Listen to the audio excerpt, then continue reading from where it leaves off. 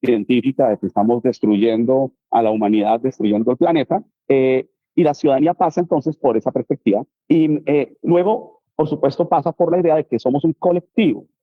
Entonces, finalmente, ser ciudadano es ser parte de, pues, ser parte de un sujeto social colectivo. ¿Cómo se participa de esa pertenencia a ese sujeto social colectivo? Entonces hay una idea de la participación comunitaria, de la participación social y de la participación política. Hay una reivindicación, digamos, de cómo las relaciones de poder tienen que ser controladas, morigeradas, en la medida en que se tiene una conciencia de la participación basada en la dignidad, en los derechos, en el respeto por la vida.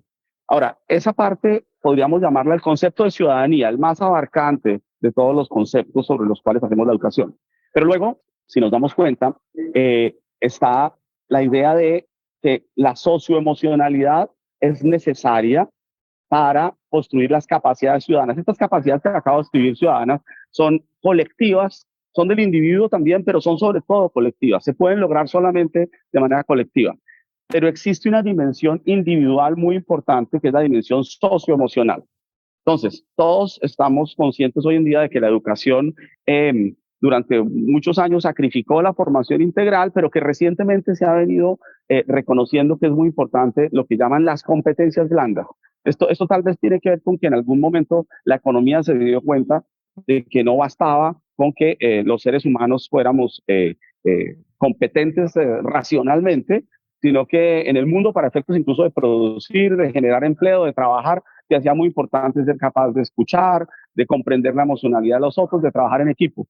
Esos valores no deberían ser valores solamente vinculados al sistema económico. Hoy en día, tal vez porque el sistema económico reconoció que eso genera dinero y genera competitividad, y eso lo ha introducido en la educación. Pero ya hace más de 100 años, qué sé yo, Montessori, Dewey, de Crowley, en el mundo educativo habían denunciado que la escuela moderna era un aparato que destruía el sentido de lo humano, que estaba formateando seres para la producción, que estaba enseñando la disciplina sobre la base del castigo, sobre la base de la estandarización de las conductas. Y por eso se creó en todos los movimientos de educación alternativa, todas las pedagogías de la escuela activa, de la escuela nueva, pero eso era marginal.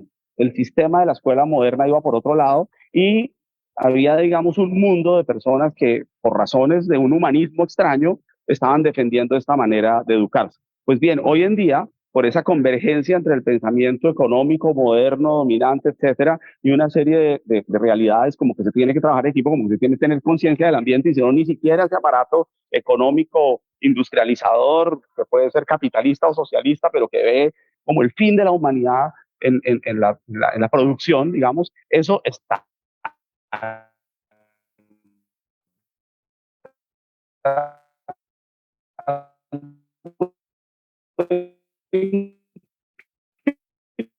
Oscar, se está yendo tu señal. Están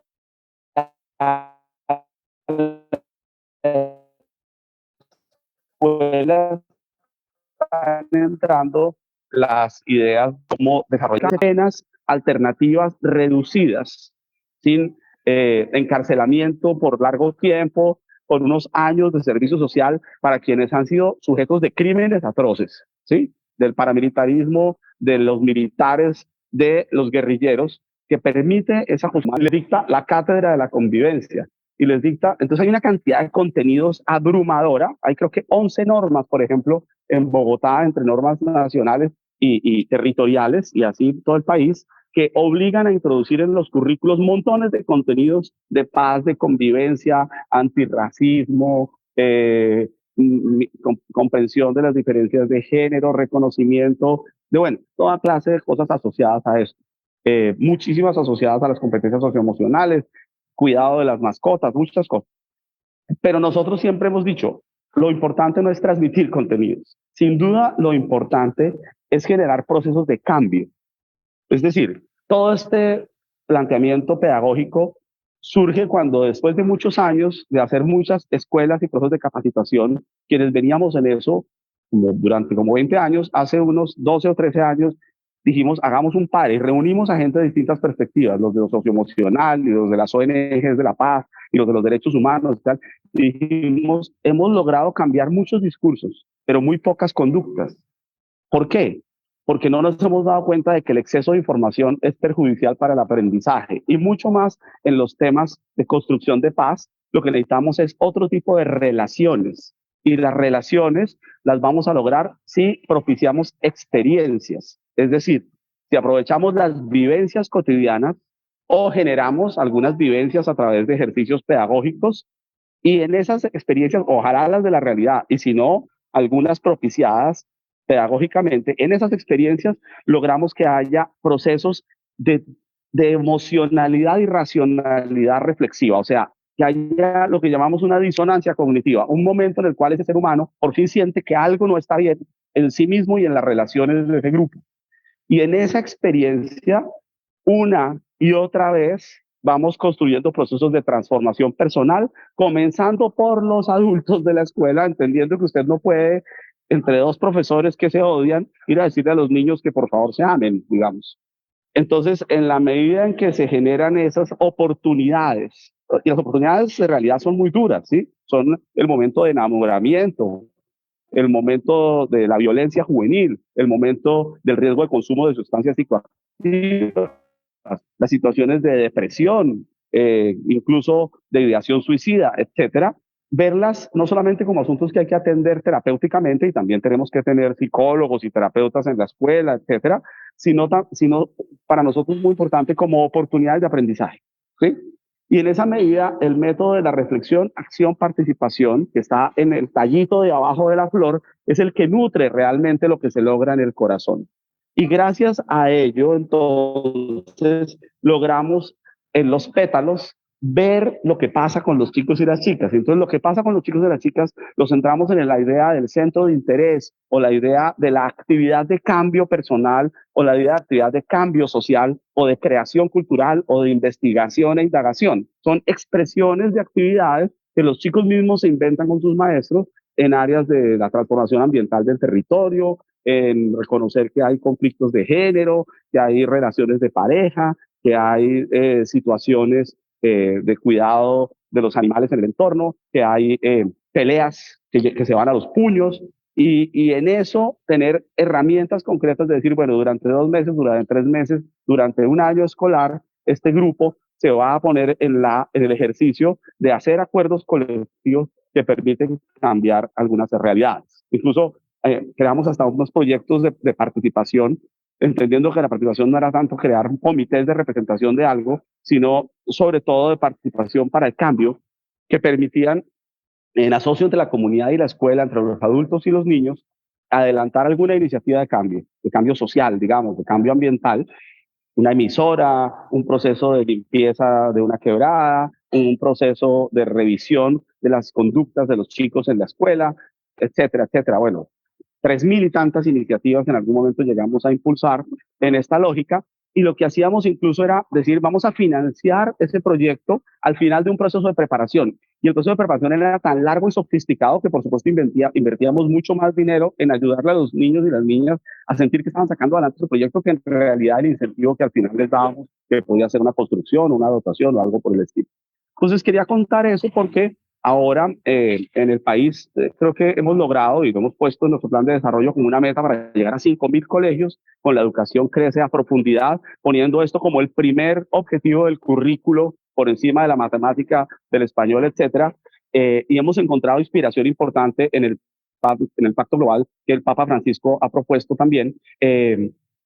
Hemos decidido que este gobierno tiene que llevar eso a las escuelas aprovechando la experiencia de años que tenemos en el país y estamos empezando a tener una receptividad importante que queríamos compartir con ustedes. Entonces, bueno, no sé si quieren, podemos entrar en una conversación más profunda, pero básicamente quería como compartir eso como una experiencia colombiana que quisiéramos dialogar con otras comunidades. Por ejemplo, en Chile hay un trabajo muy fuerte en temas de educación socioemocional, en varios países de América Latina donde el fenómeno de las pandillas juveniles está siendo muy, muy delicado. Quiero mencionar a Brasil, por ejemplo, varias ciudades de Brasil y varias ciudades colombianas hemos hecho hermanamientos para pensar si esto se puede trabajar en situaciones de chicos que están en problemas, digamos que tienen problemáticas particularmente graves. Qué tan importante es que La orientación escolar se llama en Colombia, no sé cómo se llamará en México, en Estados Unidos se llama el counseling, la presencia, digamos, de una persona psicóloga o trabajadora social que identifica chicos que tienen situaciones especialmente difíciles, se debe fortalecer, tener programas de formación específica para los equipos de orientación escolar de las escuelas, contratarlos donde no existen, etcétera, pues es algo que me parece que podemos hacer también en red latinoamericana. Muchísimas gracias, Oscar. Y en este momento iniciaríamos el diálogo tanto con Silvia como con Oscar, y me voy a permitir ir leyendo las preguntas que ustedes ya pusieron en el chat. La primera es, ¿cómo lograr que los docentes se comprometan a ser congruentes si muchas veces el sistema público y o privado les obliga a dejar de lado sus valores y sus creencias? No sé quién quisiera responderla, Silvia o Oscar. Yo me la pido, me parece maravillosa esa pregunta. Silvia, adelante. Vamos, Oscar, adelante. Miren, en nuestra experiencia hay dos cosas que me parece que hay que decir sobre esto muy contundente. La primera es que esto tiene que tener un componente de voluntariedad.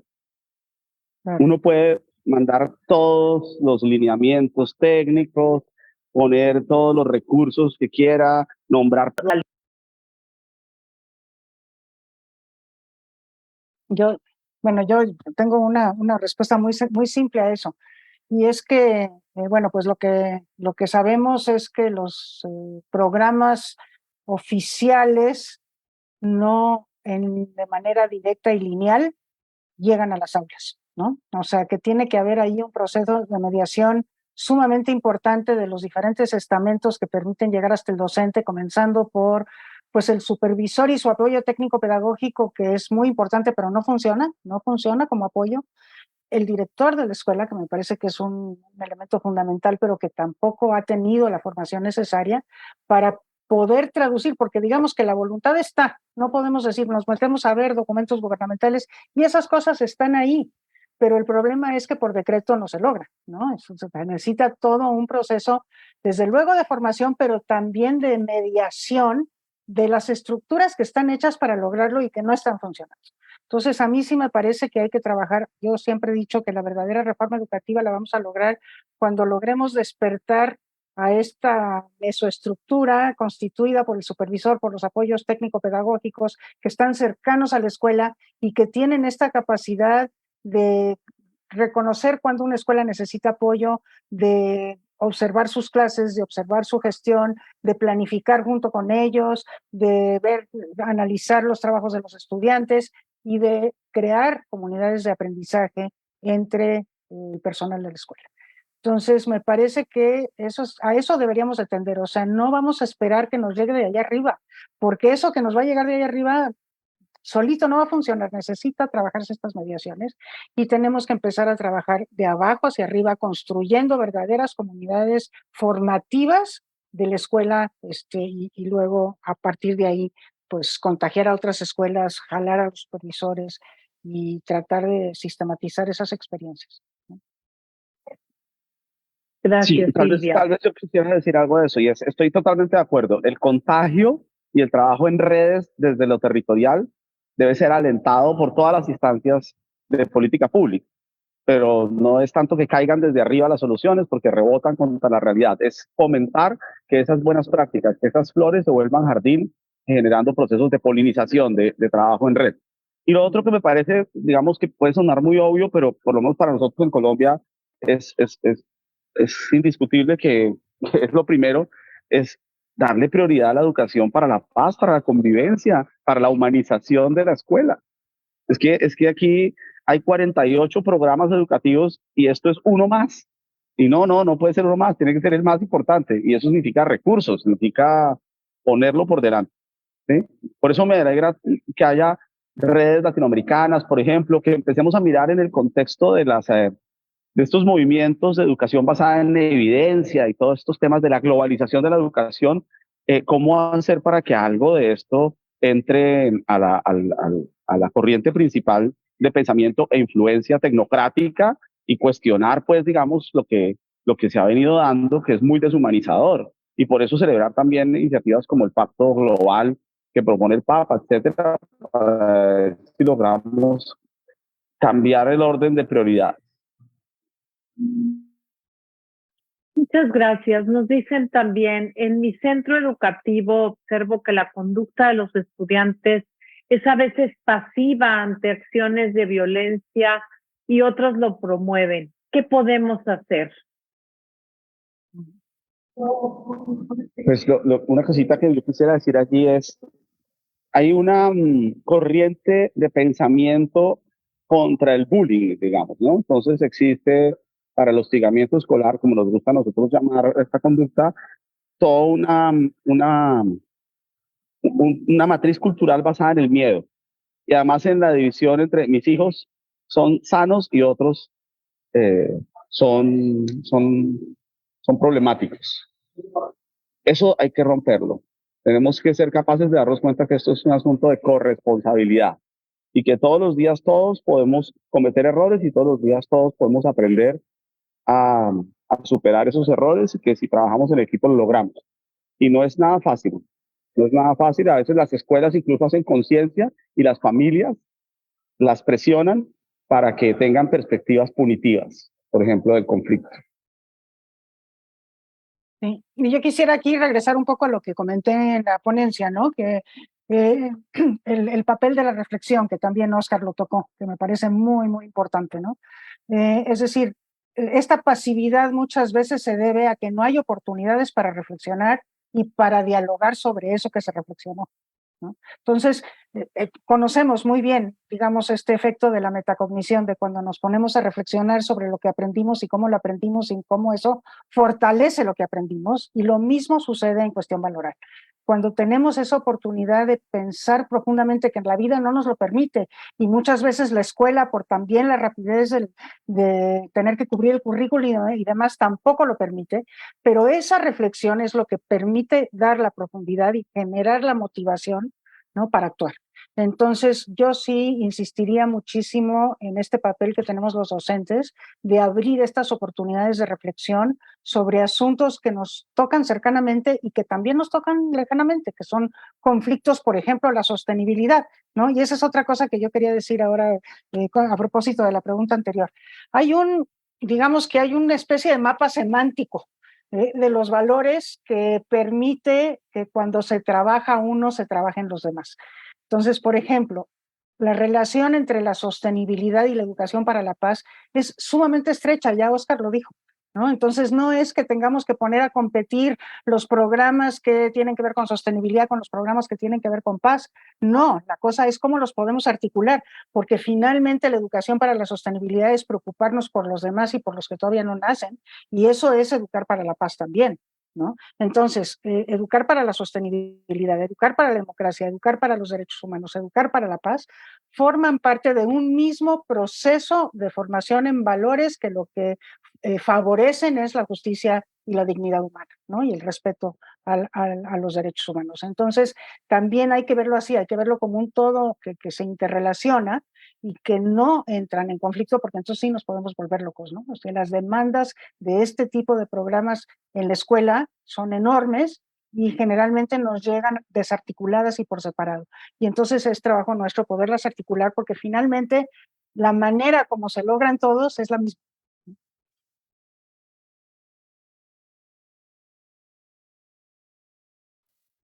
Gracias, Silvia.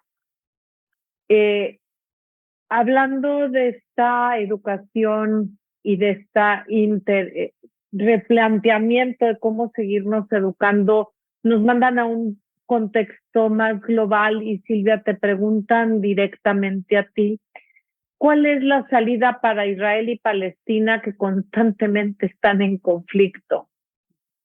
Sí, bueno, pues no, digo, la salida al conflicto de Israel-Palestino, es decir, el conflicto es, como ustedes saben, sumamente complejo, tiene raíces históricas muy largas, es algo que se ha metido en una espiral de violencia, en fin, ¿no? Y pues quien puede resolver eso, o sea, la esfera de solución de ese conflicto no está en la escuela, ¿no?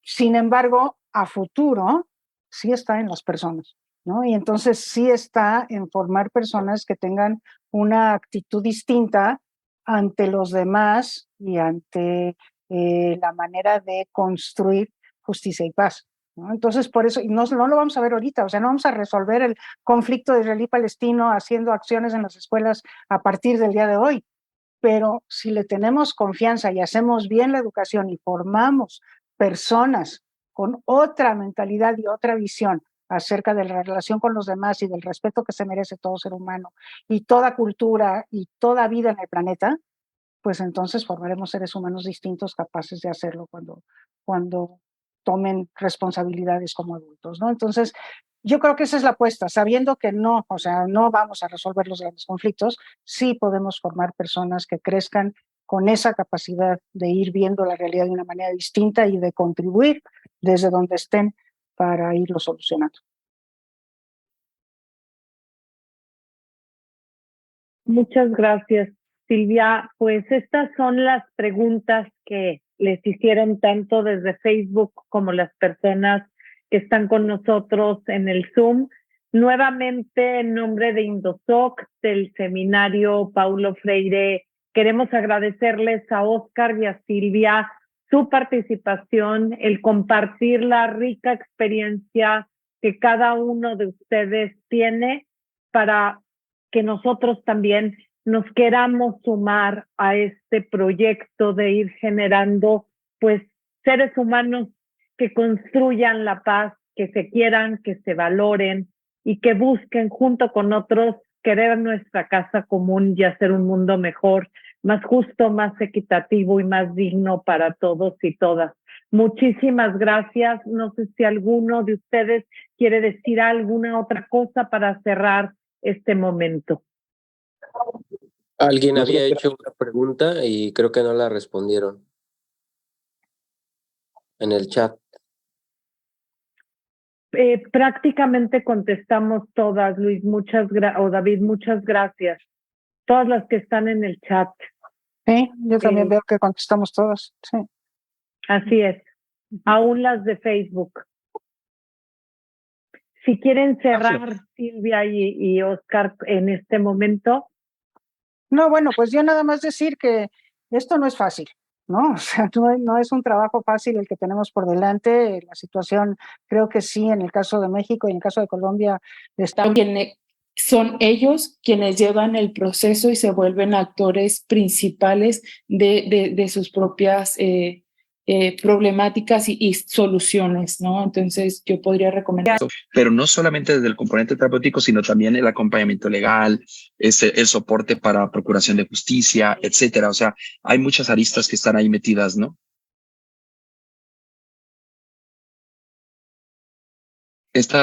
Muchas gracias, Juan Carlos. La última pregunta antes de pasar. Con muchísimas herramientas, donde el lenguaje, con sus símbolos, con sus maneras de ser acompañados, cuando se da mejor un proceso, digamos, de 10 minutos, no sin antes invitarles a que estos 10 minutos, además de descansar, pararnos y cargar las pilas para el siguiente momento de compartir en grupos que nos van a mencionar después, podamos reconocer lo que se ha movido en nosotros.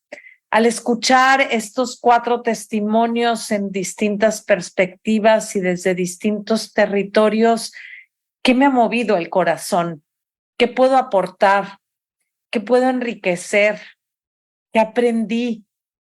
¿Qué retos tengo? ¿Qué llamados experimento? Y que esto que mueva nuestro corazón y nuestro pensamiento nos lance a la acción que va a ser parte de nuestra reflexión posterior. Les agradecemos muchísimo a los 4 ponentes y que tengan un rico descanso de 10 minutos. Nos volvemos a encontrar aquí. Muchas gracias. Gracias.